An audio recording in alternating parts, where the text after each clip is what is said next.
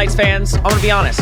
I don't want to be on this podcast. I'm sure Nick doesn't want to be on this podcast. And I'm almost positive that Rob doesn't want to be on this podcast, but we have to.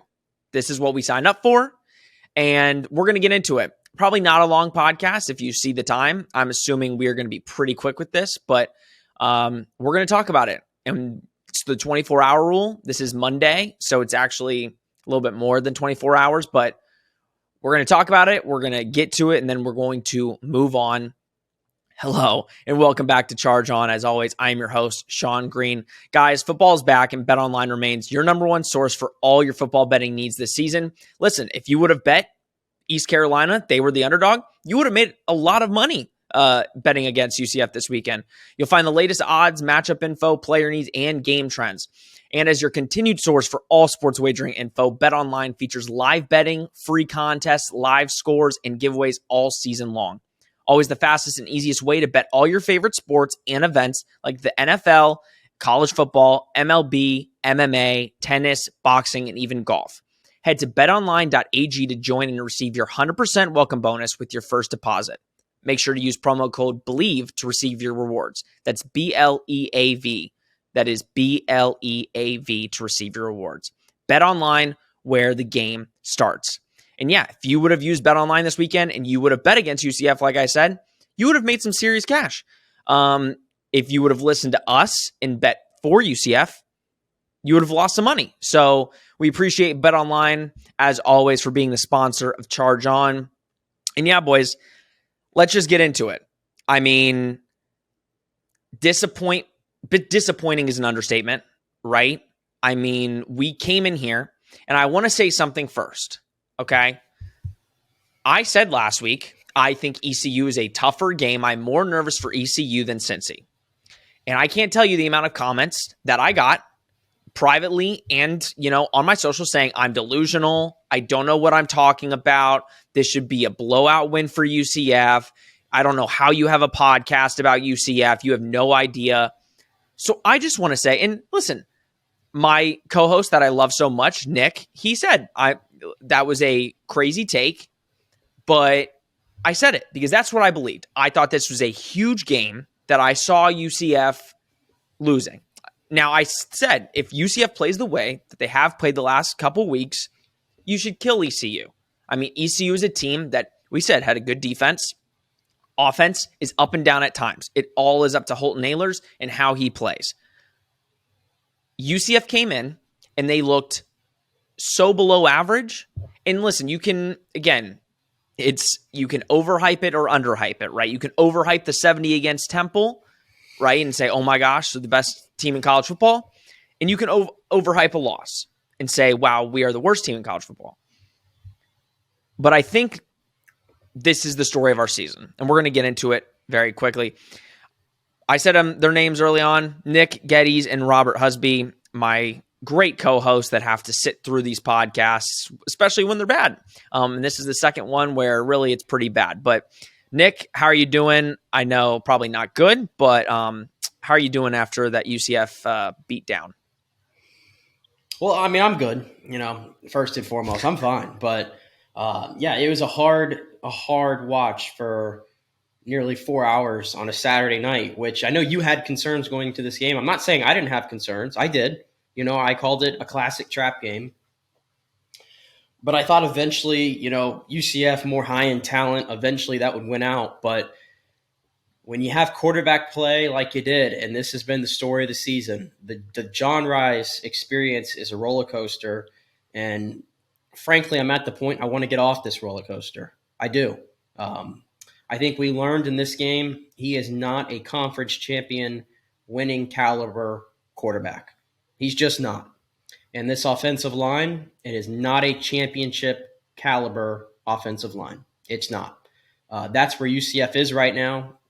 To go out there and lose by 21 points. It'd be one thing if you lose 34-30 or 28-24 or something like that where they're driving at the end and the crowd gets going and East Carolina gets them by a hair. But to not even play competitive football, because that's what that was. That was non-competitive football for 4 hours, is a shocking, embarrassing performance from UCF. And again, everything we talked about game day, which seems so silly to even bring up at this moment, but it was all there, the whole thing. And UCF fumbled the bag tremendously. And now you sit 5-2 through 7, a very underwhelming 5-2, might I add. Yeah, very underwhelming. And I think that is the perfect way to explain John Rice's performance this season is roller coaster. You said it perfectly. I mean, you have a high 1 week where you're like, I think he's figuring it out. And especially the last 2 weeks, it was he's figured out this offense. And we've said it for weeks, upward trajectory, right? And then you go out and you go 25 of 37, 296, 3 interceptions and a fumble, all of UCF's 4 turnovers were his fault. Like, we're not going to sugarcoat it. They were all his. And it doesn't help that most of the turnovers they were the first 3 possessions of UCF's offensive possessions. So that's the game right there. I mean, that's why I'm saying this podcast isn't going to be too long. I mean, UCF lost this game in the first 3 possessions. East Carolina played it perfectly. UCF made it somewhat of a game to start the second quarter, or the second half, excuse me. But the defense didn't stop them. Rob, you watched the game. I mean, again. Unfortunately. Yeah, unfortunately, right? Like, these are the games that we don't want to have to sit through, but, you know, as a fan, it's rough. I mean, it hurts. And yeah, I agree with Nick, right? Like, it would have been nice if it was like a 34-30, if UCF showed some fight in the second half and maybe made it a game, but they just couldn't, defensively and offensively, couldn't get anything going, Rob. No, I mean, we talked about on the preview podcast, what did we say? We said, I think all 3 of us agreed UCF was going to get out to another slow start. Slow start has been the theme to this offense and this defense this season, and this is the worst start they've had all season. I mean, what was it, 2 or 3 straight offensive drives they turned over the ball? I mean, you had that 3 straight drives where they either threw an interception or fumbled. I mean, this is horrible play at its finest. I mean, they were not competitive at all in the first half. Probably the worst first half of play we've seen from this team offensively and even defensively. The defense was off to a horrible start as well. I mean, ECU was throwing and running the ball all over the place. Holt Nailers looked so comfortable. I think a roller coaster is the best way to describe the first half of the game for UCF all season long, and I think it's a great way to describe how John Rice Plumlee has played. I mean, would it be Orlando without some kind of roller coaster, right? I mean, that's what the city is known for. So I think this is horrible for UCF because, I mean, we talked about game day. I mean, Lee Corso kind of flubbed it up on Saturday. He said, that it was very possible that if Cincinnati and UCF both won, that it would be coming to UCF. I mean, they had it on a silver platter, basically. Everything that needed to go right went right. Clemson won. Cincinnati won to stay ranked. All UCF needed to do was win, be a little bit competitive, make it a competitive win, get ranked, get game day, had it on a silver platter, and John Rice Plumlee fumbled that too. So I don't know. I don't know where you go from here. I think, you can talk conference championship, but I definitely think that Tulane and that Cincinnati, those two games against Cincinnati and Tulane just became a whole lot harder for this team because it's inconsistency all over the field right now. Yeah, it is. And I will say this, and I'm sticking to my guns, even though I just watched a dreadful performance by our team. I will say this, I am still not that scared of Cincy. I'm not either. I know, and now trust me, I said from last week, ECU was the game that scared me. First road game, really going anywhere, right? And I will say ECU's crowd was nothing. Like, it was actually pitiful seeing ECU's crowd. Credit to the team. They had the perfect game plan. They knew exactly how to stop us. They basically said, JRP, you throw it. And that's what we've been talking about. We said teams are going to force JRP to kill them passing the football. They loaded the box. They said, we want you to run it. Run it on us. And they tried to no avail. And then the play designs were average at best. You knew exactly where he was going with the football. You want to know why they had 3 picks? I mean, the RPO on the first interception was slant He didn't even look to see if it was covered. He was just going straight to the wide receiver on the slant, pick. Easy pick by ECU. They knew exactly what they were doing. So yeah, we could talk about game day. And trust me, I was excited. And that would have been huge for UCF, huge for the Cincinnati game, to have every one of those guys come to the campus for a second time in 5 years. That'd be so great. That is so far, like, it's so crazy that we were thinking that was actually going to be like a possibility. We're thinking, oh, cool, we are 100% going to get game day, and they're going to Jackson State. That's how great it was on a silver platter for UCF, Nick, was they're going to Jackson State next week. They were coming to UCF. All UCF had to do was win, and they couldn't get it done. Maybe we just put too much hype on this team. Maybe we did. Maybe they bought into it a little too much. I don't know. I'm already going back and forth with people that are saying that, it's okay because UCF's in a rebuilding mode. This is not a rebuilding mode.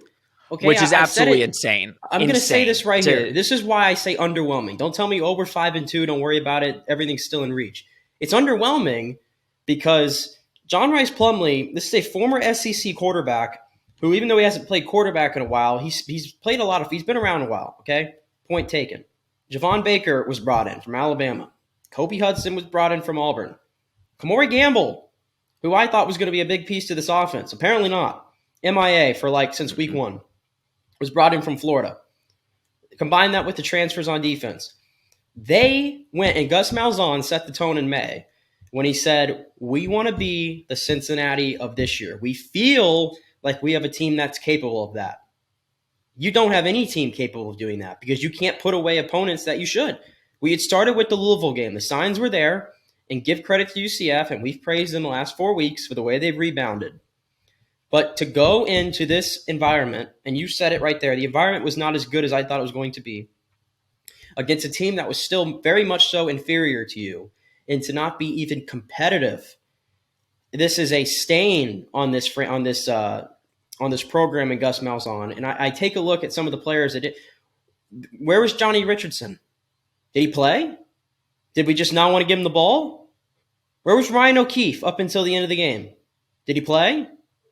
I understand Javon Baker's not 100%, but the impact players, the lack of getting them involved, where was it? Shocking performance. And the defense, which we hyped up as well, top 10 unit, couldn't get it done.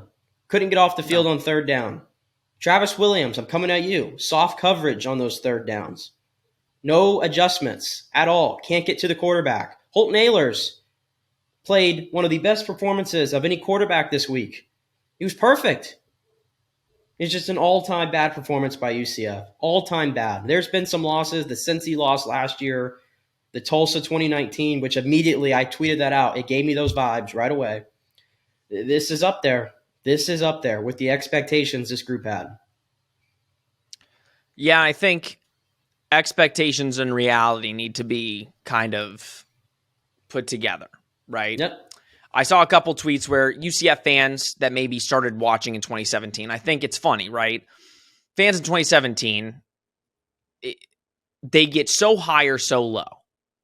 The reason why some people maybe come on our podcast in our comments and say, we don't know what we're talking about, is because they were fans when UCF went undefeated and had another good year the year after. And it's a delusional mindset where you look at the games and you're like, why isn't UCF winning by 50? Why are they losing to this team? Blah, blah, blah. This is how you have to look at it. That was old UCF defense. It was atrocious. When a quarterback goes 30 of 36, 6 incomplete balls out of 36 passes. I mean, that's despicable. That's terrible. He looked like a Heisman finalist yesterday. I mean, they couldn't get any pressure on him. And the one time they did, the one play that basically made me just say this game makes me want to puke is the one where defense got a little bit of pressure and he tosses the ball up really high. It was to CJ Johnson. Defense got pressure. I don't even know who the coverage was. It might have been Hodges. I think it was Hodges. Falls right into his lap. One of the easiest defended balls. It was a horribly thrown ball, and it was 3rd and 12. that was the epitome of the game. And yes, we're going to talk about the season is not over. And I did say last week, if there's a game that UCF wanted to lose, it was this one. We didn't want to lose a game, but you lose to ECU. You still have the games, Cincinnati, Tulane coming up. You have everything in front of you. And it's fine to say that. It is, right? Like I see the tweets. Everything is ahead of UCF still. We don't get game day, but I understand that. And we'll talk about Cincy in our episode on Thursday, right? We're going to talk all about Cincy. I still think they have a good chance to win that game. The problem is expectation, Rob, and reality. Reality is we are a above average team that has really talented players, but some weeks they just don't show up. And that is this team in a nutshell. You could beat Cincinnati by 21, but then the next week you could go play Memphis and lose by 30. We don't know what team we're going to get, and that's partially because of the quarterback, which UCF fans praise. And I also don't like this. I don't love praising John Rice like he is a Heisman finalist a week prior, and then this week making it like he is a walk-on quarterback. I don't appreciate that either. We've said who John Rice is, and this is who he is. You have really good weeks, and then really bad weeks, and that's what you're getting. But yeah, I don't know what the question that I'm asking you, Rob, but I'm sure. No, I can come. That's just, yeah. Yeah, I can come in on this commentary. I mean, I think at the end of the day, like, I think we're guilty of it too. I mean, coming into the season, we picked, well, at least I picked, UCF to lose twice. I think we also really had high expectations for this offense. This offense has been anything but consistent. I don't think we had these expectations of the defense that we do, but now we do have expectations of the defense. You know, we have defended them as a top 15 defense in the nation, and now they're getting really tested by a seasoned veteran quarterback in Holton Ahlers and a really good ECU offense. And then you have to give credit to ECU's defense as well. I mean, I said last week, they are scrappy. We knew they were going to come together as a unit and really give UCF problems. Inferior defenses have given UCF problems. I mean, we saw Georgia Tech up until late in the second half give UCF problems. UCF was really inconsistent that game. That could have easily been a loss. Louisville gave them a hell of a time, besides, obviously Malik Cunningham running and throwing all over them. So, I mean, the signs have been there for UCF. I think what we are is like you said, an above average team. We're still a very good team. I think we absolutely can compete with some of the best teams in the conference. I think we can absolutely make a push towards the championship still, but you got to win every game ahead of you now. Tulane's going to be very, very tough. I think I agree with you, Sean. I think Cincy is absolutely beatable. Cincy struggled heavily with SMU yesterday. I really did not like what I've seen from Cincinnati offensively. They got a good defense, but inconsistent quarterback play as well, and just a not overall very good offense. So absolutely that's winnable. But I think we need to set, like you said, we need to set expectations and reality together where this is a good team, potentially great team at times, but they're going to be very inconsistent because of the quarterback and because of the offensive line. And even some of the play calling from Gus Malzahn. I mean, that's been the story of Gus's career, always inconsistent with play calling. So no, I mean, I don't think season's done. I think this team still has good ahead of them, and they're capable of good and great, but they just gotta fix some things up. I mean, it's just, this is what it is. This is what it is, and this is what we got to expect. Yeah, and I think that's kind of exactly, I think, how most UCF fans feel, I hope, at this point. The conference is still winnable. And at the end of the day, you want to go out of the American with a conference championship. That's what UCF is striving for this year, right? It's doable. You're 5-2. You had a really bad loss against ECU, who you should have beat, right? You can get right back on track here. And we're not talking anything about Cincy this week. I mean, that will be in our Cincy episode. This is to get over to talk all of the negative that we need to talk about from this game and moving on. Because yes, now next week, if UCF does lose to Cincy, this is a whole other podcast. This is determining who are we playing in a bowl game? How can we get to, 8 wins, 9 wins? What does UCF need to improve on? If UCF wins against Cincy, we're staying on this, okay, can we win this conference championship? Can we host a conference championship? But there are so many flaws, Nick, right now where you're looking at it. And yes, the Cincy game is a winnable game. I think we're all looking at it. We saw the game against SMU. Most UCF fans were watching that game and saying, okay, it's kind of what I've been seeing, right? Cincy's good. They're not great. They're average. Difference between us and Cincy right now is Cincy is winning those games, and we are not winning those games. Well, so, here's the thing. Yeah, not to cut you off, but I mean, here's the thing to consider. The schedule, and I think I mentioned this on the last podcast, that if I had concern, it was how they're going to adjust to playing their first true road game. And I think if we being honest here, UCF, at least in the past 5 years, I know we're trying to turn the page on that and just look at it like this year as a whole, but it's a known fact. If UCF has had a weakness in this run, it has been that they have struggled on the road in these types of games, in these types of atmospheres, right? Correct? Correct. And this was their first test. And now you're going to get Cincinnati. So yes, will they come out much better against Cincinnati? Yes, they will. And we'll get to that when we get to that preview show. But, you still got to go on the road against Memphis, which you lost to last time you went up there. And you still got to go on the road against Tulane, who's the best team in the conference.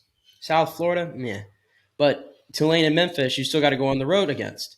So, yeah, as much as I'm not getting the shovels out here and I'm digging UCF's grave by any means, but I think it's a realistic possibility that they drop another game before here on out, which would doom the conference championship hopes, because I don't know what this team is on a week-to-week basis.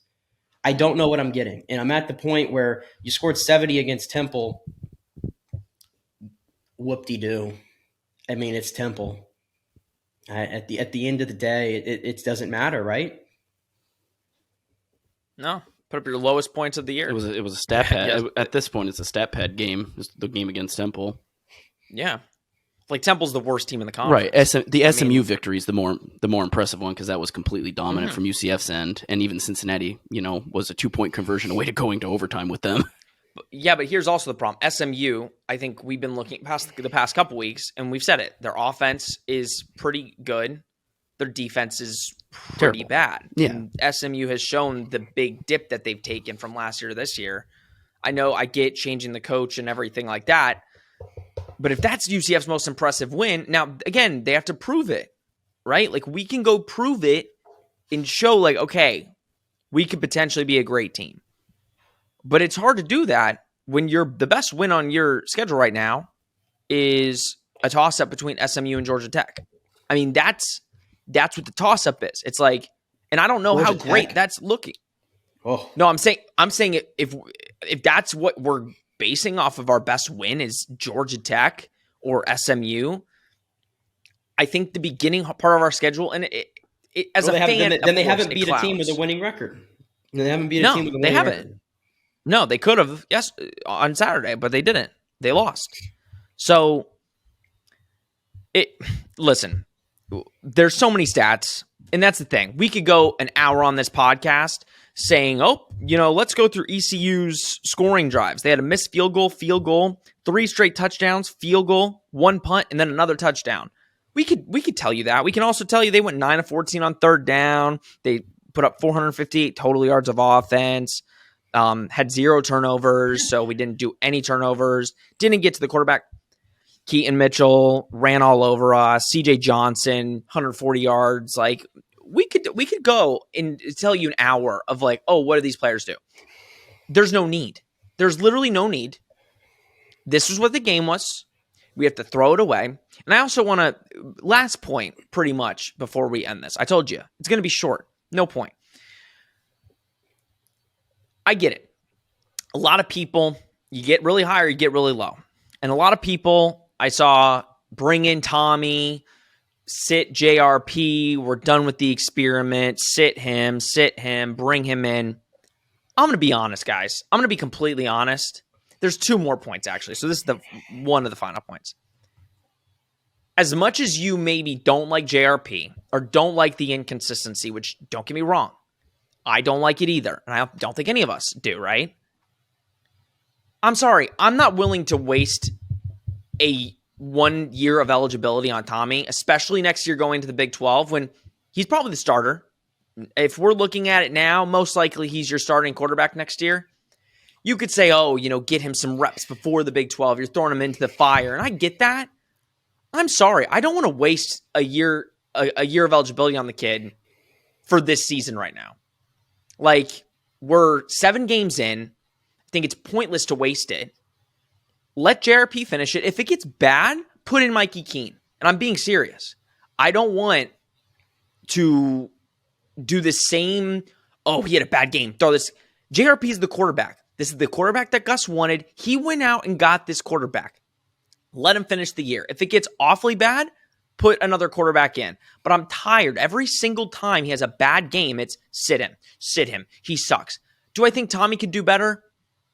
Again, he's a freshman. I have no idea. But the way he plays, he does a lot of good things that could potentially do better than JRP. In garbage time. I'm sick and tired, Nick. I'm sick and tired. It's in garbage time.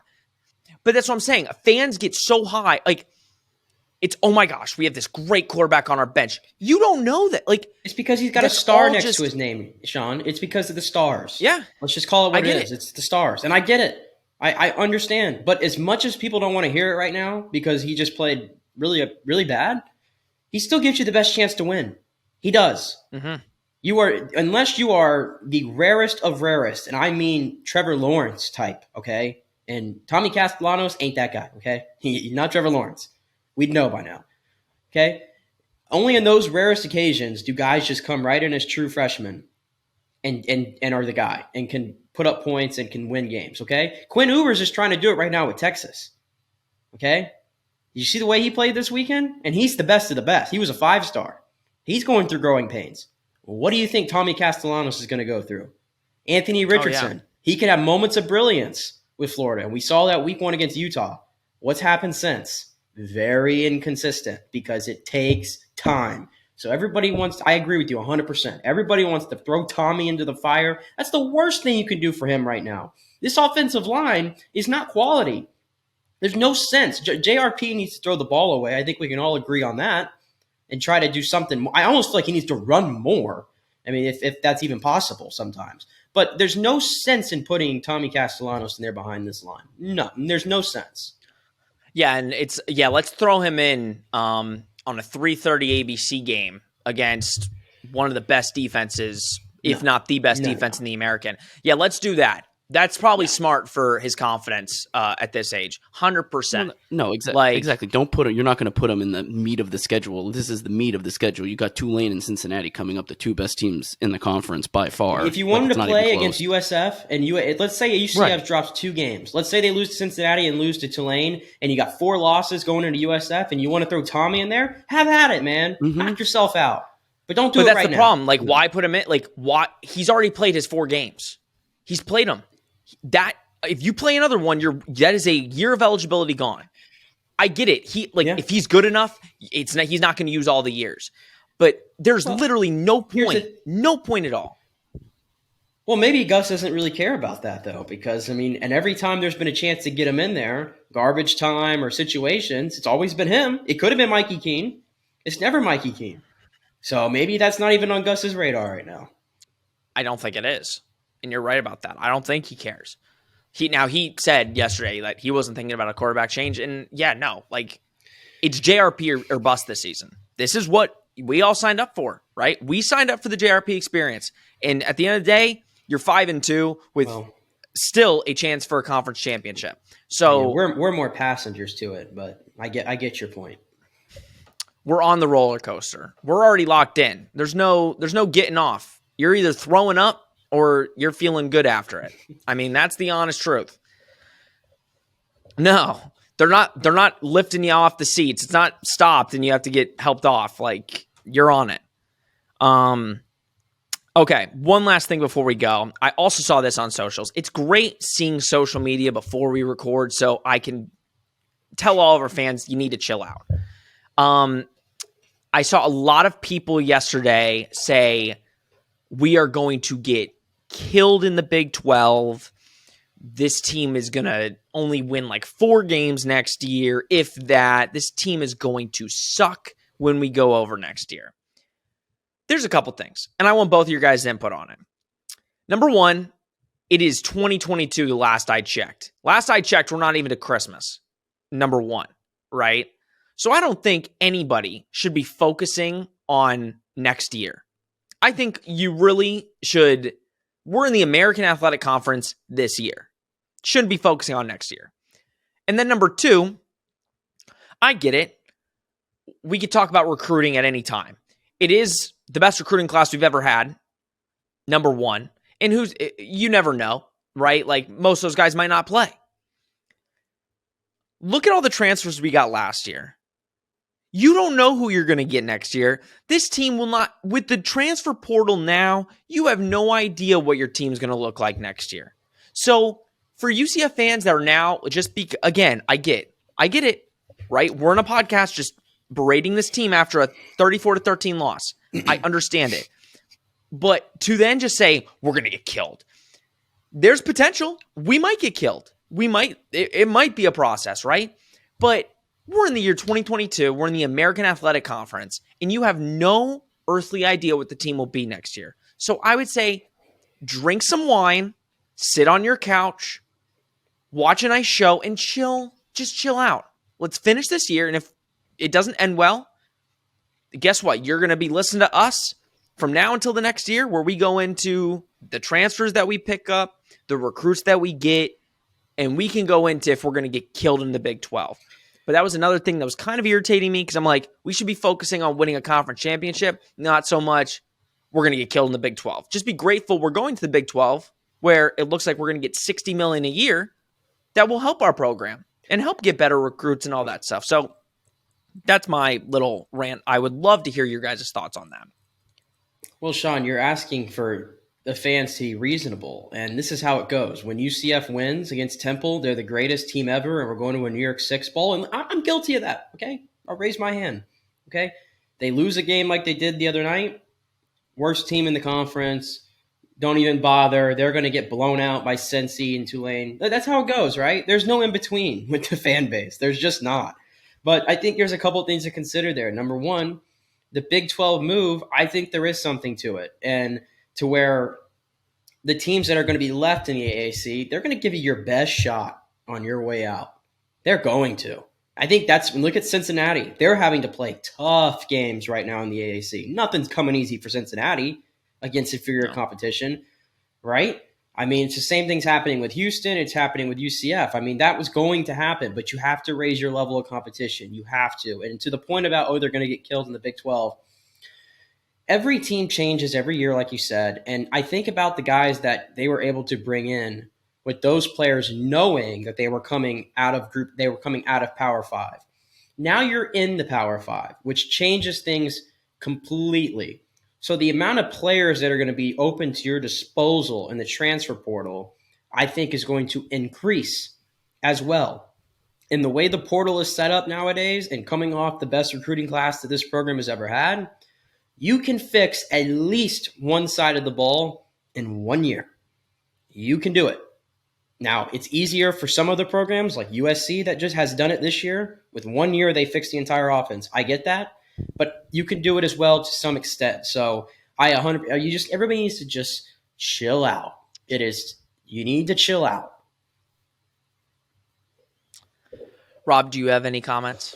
Yeah, I mean, it's the same thing too. I mean, this is social media, and especially sports social media, in a nutshell. It's not just UCF. This is what fans do. 1 week, you can be the greatest thing since sliced bread, and the next week you can be, 1 foot in the grave. I mean, you've seen it with every team. You've seen it with Florida. Nick brought up Anthony Richardson.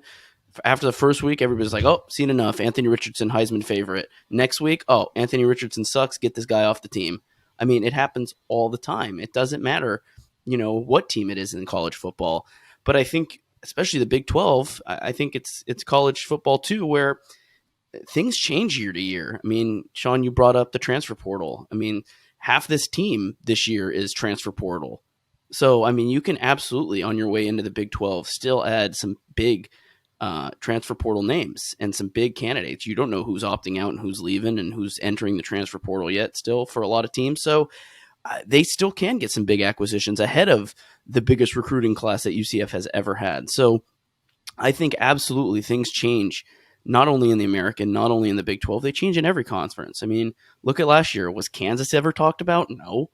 But Baylor was ranked. TCU was great this year. You got K-State, you got OK State. I mean, you got some really good. There's a chance that some of those teams aren't.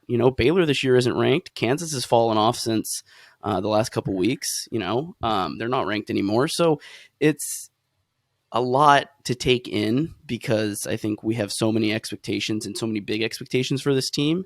It's easy to emotionally react, but like Nick said, you got to temper it, got to calm down a little bit.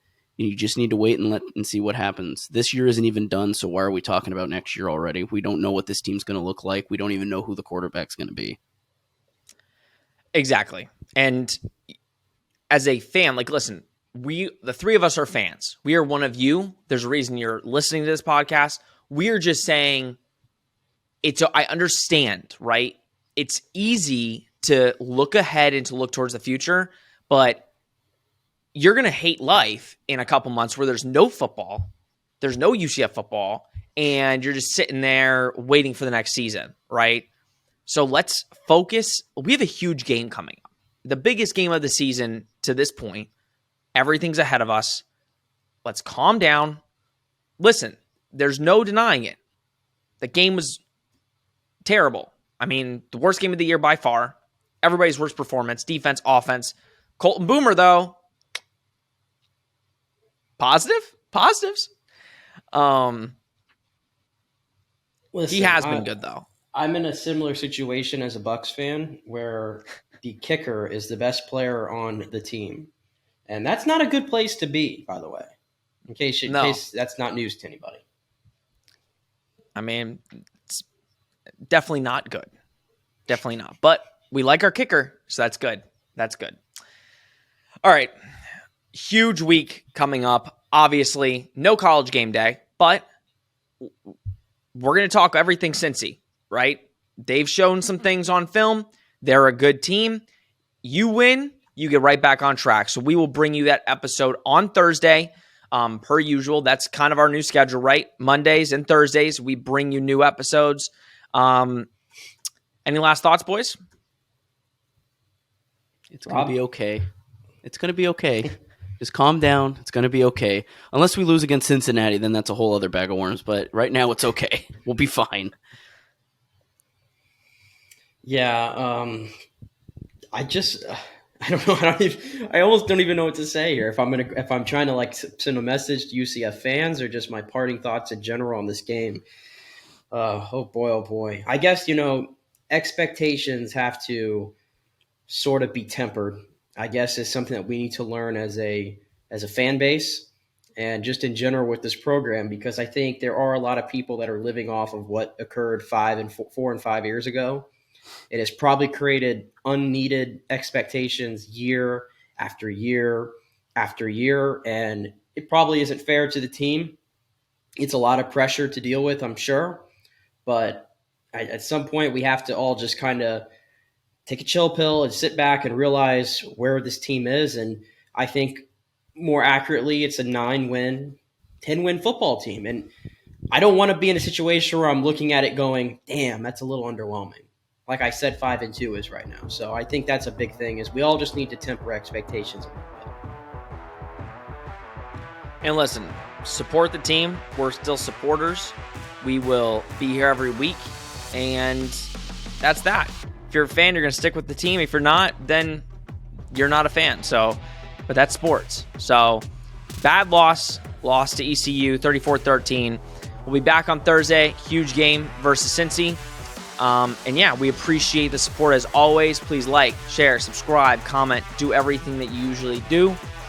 And yeah, hopefully we can turn this around and get a win next Saturday. Thanks to Bet Online being a sponsor. As always, this has been Charge On presented by Bet Online. We will see you on Thursday.